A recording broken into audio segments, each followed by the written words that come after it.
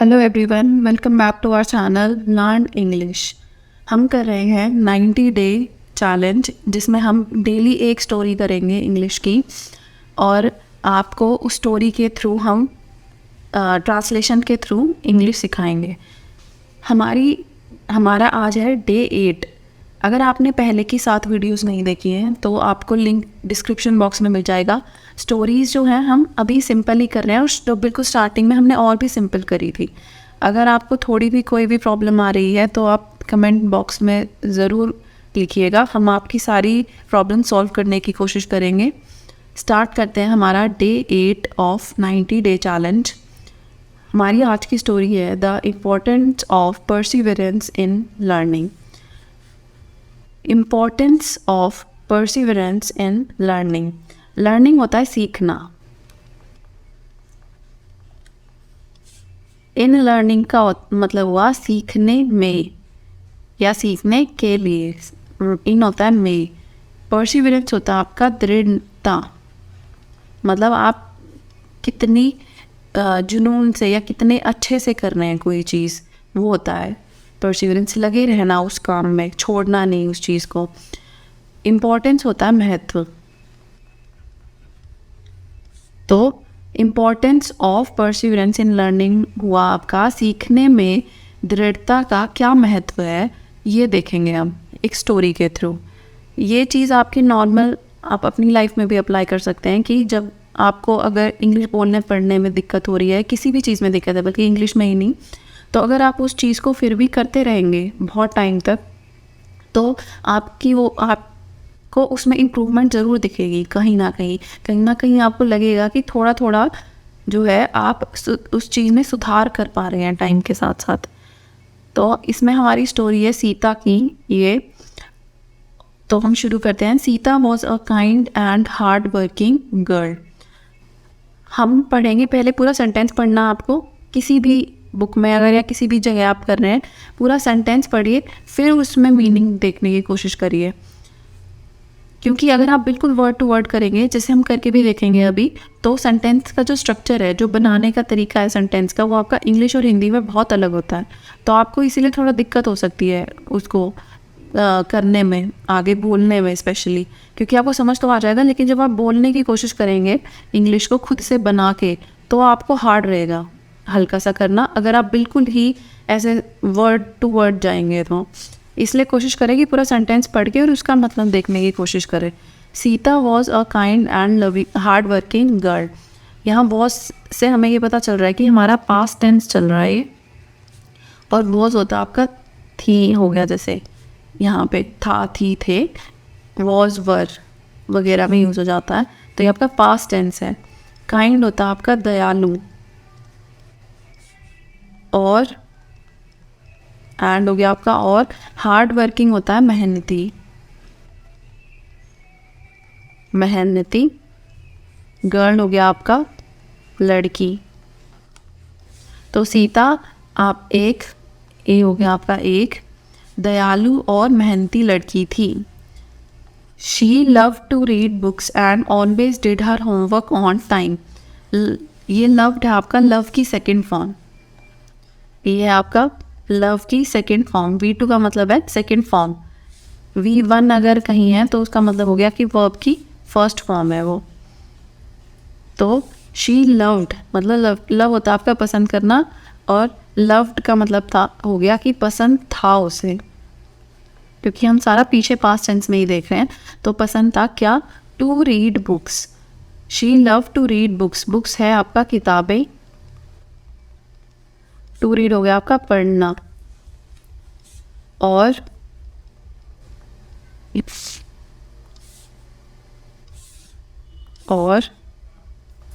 Always होता है हमेशा।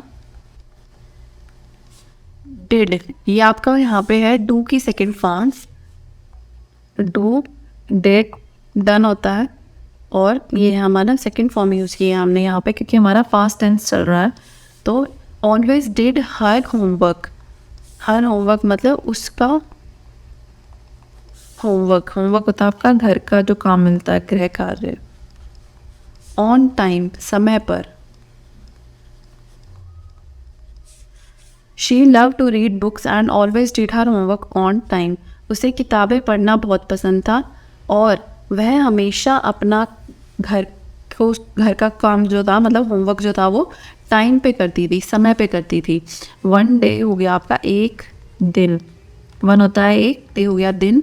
हर teacher gave the class a writing assignment. हर टीचर मतलब उसकी अध्यापिका, उसकी टीचर ने, गिव का सेकेंड फॉर्म होता है गेव, ठीक है, ये है आपका गिव का सेकेंड फॉर्म। और गिव का मतलब होता है देना, तो यहाँ हो गया आपका ये दिया। क्या दिया? क्लास को दिया पहले तो, मतलब उनकी जो क्लास है उसको दिया क्या? एक राइटिंग असाइनमेंट। असाइनमेंट होता है कोई भी काम जो हमें स्कूल में मिलता है, उसको आप असाइनमेंट कह सकते हैं। राइटिंग होता है लिखना, तो लिखने का काम दिया, लिखने का काम। तो एक दिन उसकी टीचर ने, उसकी अध्यापिका ने क्लास को लिखने का काम दिया, मतलब राइटिंग असाइनमेंट दिया। Sita worked hard on her essay and was proud of what she wrote. Worked होता है आपका, वर्क की सेकेंड फॉर्म है आपका वर्कड, और इसके बाद आपका वॉज है यहाँ पे, इसका मतलब था। राइट की सेकेंड फॉर्म है आपका रोट। तो Sita worked hard, work hard होता है कड़ी मेहनत। वर्कड हार्ड हो गया आपका, मतलब बहुत मेहनत की उसने, पास्ट टेंस में। Sita worked hard on her assignment. Sita ने कड़ी मेहनत की ऑन हर ऐसे, ऐसे मतलब निबंध, निबंध में, निबंध पर या निबंध ऑन हर है यहाँ पे। हर का मतलब होता है उसका, हर मतलब उसका। अगर आपका ही है और उसका हम सब्जेक्ट मतलब प्रोनाउन देखेंगे तो हो गया हिम या हिज, और शी है तो वो हो गया हर, ठीक है। तो उसने अपने ऐसे में, उसके ऐसे में, उसके निबंध में या निबंध पे कड़ी मेहनत की। और प्राउड का मतलब होता है गर्व होना। किस चीज़ पे गर्व था उसे? प्राउड ऑफ, किस चीज़ पे प्राउड था उसे? ऑफ व्हाट शी रोट, मतलब जो उसने लिखा था, जो उसने लिखा था उस पे उसे गर्व था। तो इसका मतलब हुआ पूरे सेंटेंस का आपका, सीता ने अपने निबंध में बहुत मेहनत की, कड़ी मेहनत की, और उसने जो लिखा था उस पे उसे गर्व था।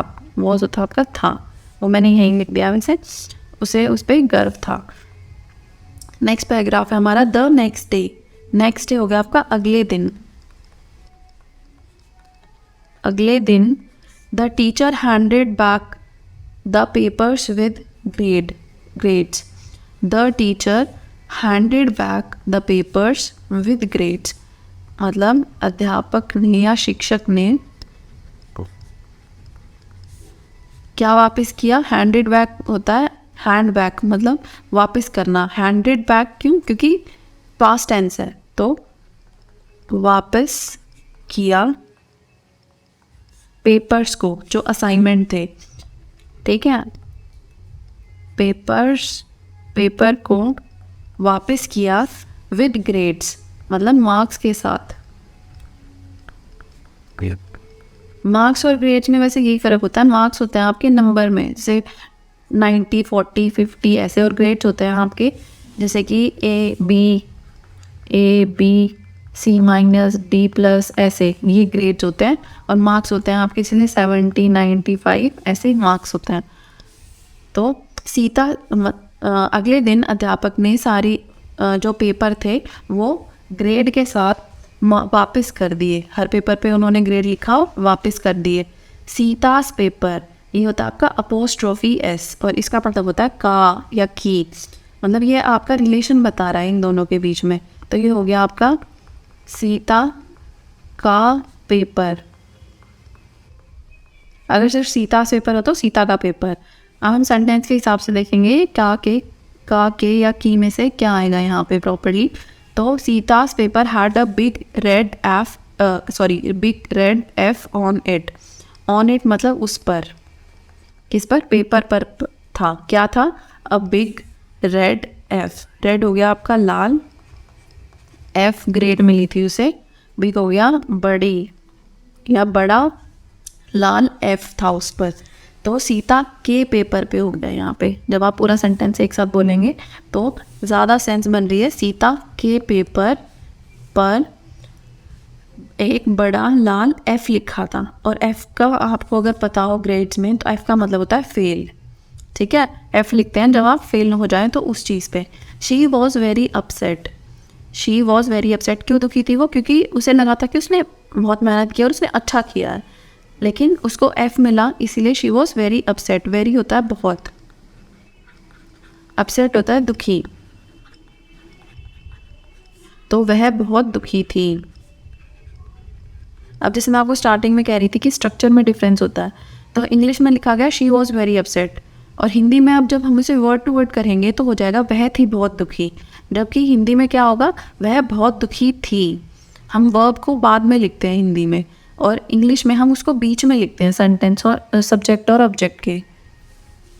And didn't understand why she failed.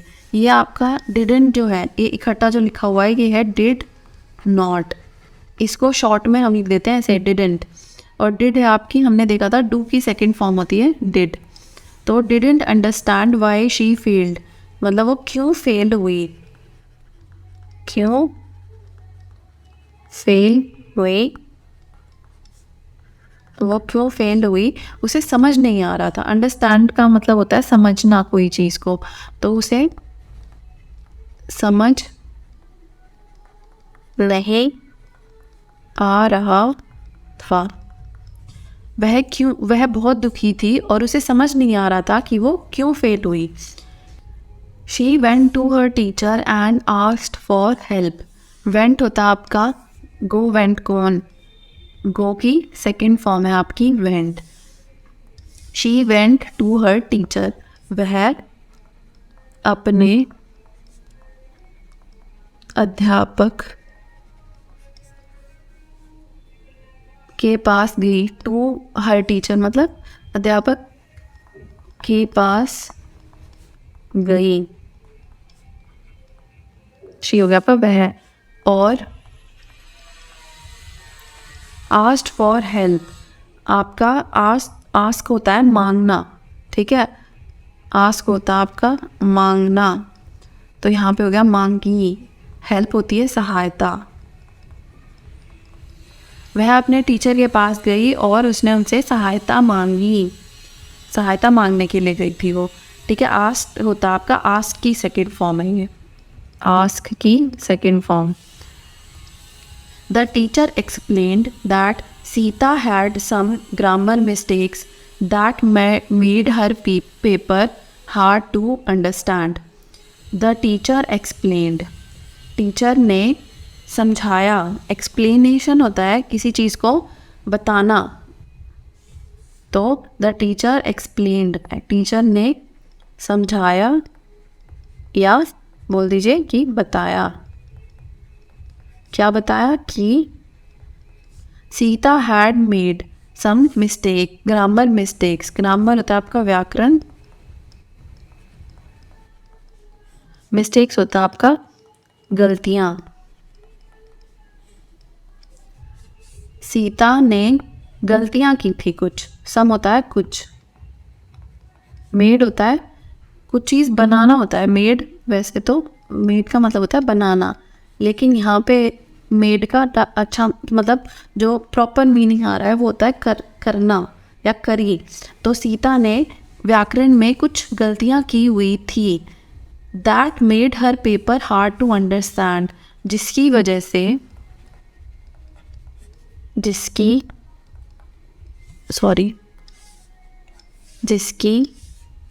वजह से, फिर से गलत, जिसकी वजह से, दैट मेड हर पेपर, उसका पेपर मेड होता है बन गया, या जैसे मैंने भी बोला बनाया, तो उसका पेपर बना। Hard to understand, hard to understand होता है जिसे समझने में दिक्कत हो, तो समझना मुश्किल हो गया था, समझना मुश्किल हो गया था। तो सीता ने, तो मतलब टीचर ने उसे बताया, समझाया कि सीता ने व्याकरण में कुछ गलतियां की हुई थी, जिस वजह से, जिससे, दैट कैसे होता है जिससे या जिस वजह से उसका पेपर समझना मुश्किल हो गया था। Sita felt embarrassed but she didn't give up. Embarrassment होता है शर्मिंदगी, तो एम्बैरेस्ड सेकेंड फॉर्म है ये, एम्बैरेस की, ये है आपकी एम्बैरेस की सेकेंड फॉर्म, और एम्बैरेस होता है शर्मिंदा होना किसी चीज़ में। तो शी फेल्ट, उसने महसूस किया, क्या क्या महसूस किया उसने? शर्मिंदगी महसूस हुई उसे एक तरह से, तो फेल्ट एम्बैरेस्ड हो गया आपका, शर्मिंदगी महसूस की, उसने शर्मिंदगी महसूस की। But she didn't give up, but हो गया आपका लेकिन, शी डिडंट गिव अप, उसने, गिव अप होता है हार मानना, हार मानना, क्योंकि आपका डिडंट गिव अप, तो उसने हार नहीं मानी। इस पूरे का मतलब हो जाएगा आपका हार नहीं मानी। तो उसे शर्मिंदगी तो महसूस हुई थोड़ी कि वो फेल हो गई, लेकिन उसने हार नहीं मानी। She asked her teacher for extra help and worked hard to improve her grammar skills. Ask होता है कोई चीज़ पूछना, तो उसने, या मांगना, यहाँ पे हो गई मांगी, क्या मांगी उसने? उस अपनी, शी आस्क्ड हर टीचर, उसने अपनी अध्यापिका से क्या मांगा? For extra help. एक्स्ट्रा होता है आपका ज़्यादा, ठीक है, या अतिरिक्त। एक्स्ट्रा होता है आपका अतिरिक्त, हेल्प होता है आपका सहायता, और वर्कड हार्ड का मतलब होता है कड़ी मेहनत करना या बहुत मेहनत करना। तो उसने बहुत मेहनत की किस चीज़ पे? To improve her grammar skills. Improve का मतलब होता है सुधारना, तो टू इम्प्रूव हो गया सुधारने के लिए, सुधारने के लिए, क्या सुधारने के लिए? हर ग्रामर स्किल्स।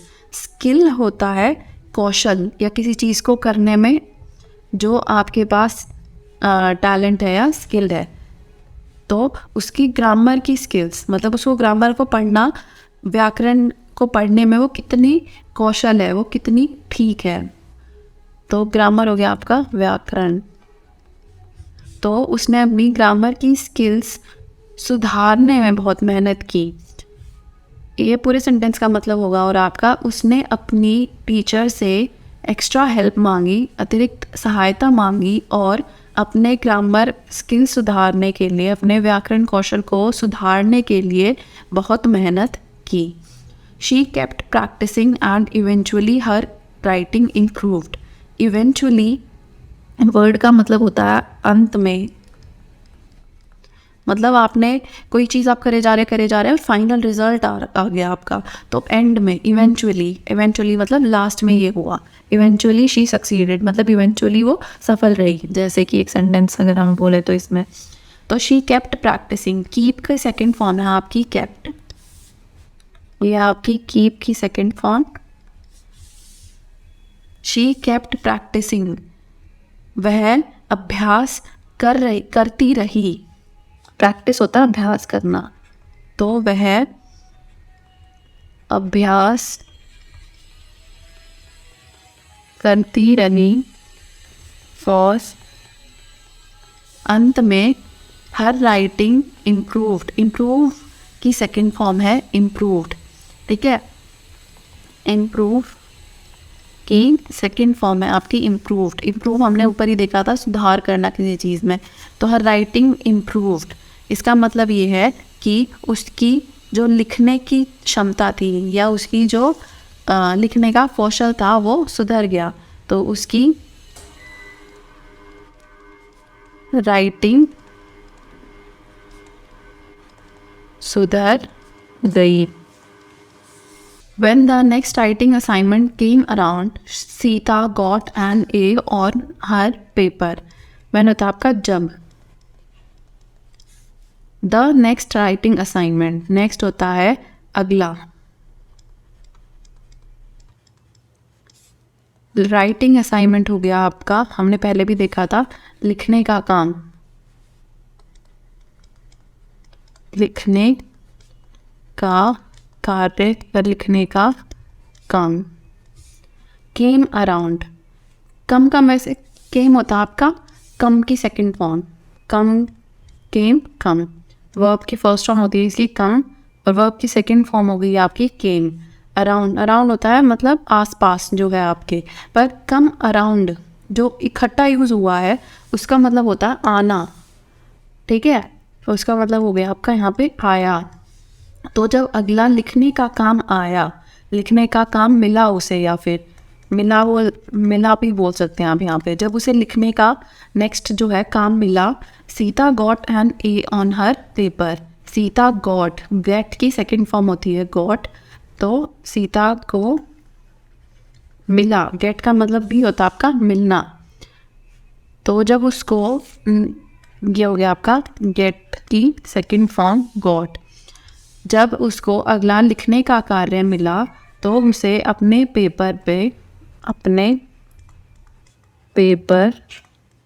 पर ऑन ना हो गया पर ए मिला, ठीक है, मतलब टॉप ग्रेड मिला उसे एक तरह से।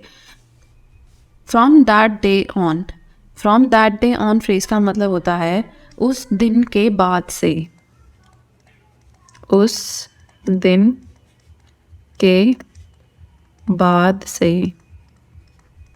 Sita learned that it's okay to make mistakes as long as you keep trying and never give up on learning. Learn हो गया आपका learn की सेकंड फॉर्म, learn की सेकंड फॉर्म है learned, तो सीता ने सीखा, क्या सीखा सीता ने, that कि it's okay, it's okay मतलब है कि ठीक है, ठीक है, ठीक है, क्या ठीक है, टू मेक मिस्टेक्स, गलतियां करना। मेक का मतलब होता है वैसे बनाना, लेकिन आप गलतियां तो नहीं बनाएंगे, आप गलतियां करेंगे, तो सीता ने सीखा कि गलतियां करना ठीक है। एज लॉन्ग एज का मतलब होता है जब तक, कब तक ठीक है, जब तक, यू मतलब जब तक आप, कीप ट्राइंग, कीप का मतलब होता है रखना कोई चीज़, कीप का मतलब होता है रखना अपने पास कुछ, ट्राइंग होता है try plus I N G है ये आपका, इसका मतलब होता है आप, ट्राई होता है आपका प्रयास, तो क्योंकि आई एन जी है मतलब प्रयास करते रहें, जब तक आप प्रयास करते रहे। और नेवर का मतलब होता है कभी नहीं, कभी नहीं। गिव अप होता है हार मानना। ऑन याद हो गया पर, लर्निंग हो गया आपका सीखना, लर्निंग है आपका learn plus I N G, learning सीखना, सॉरी यहाँ आएगा बस सीखना। And never give up on learning हो गया आपका कि आप सीखने पर हार नहीं माने, कभी हार नहीं माने। तो आप सीखने पर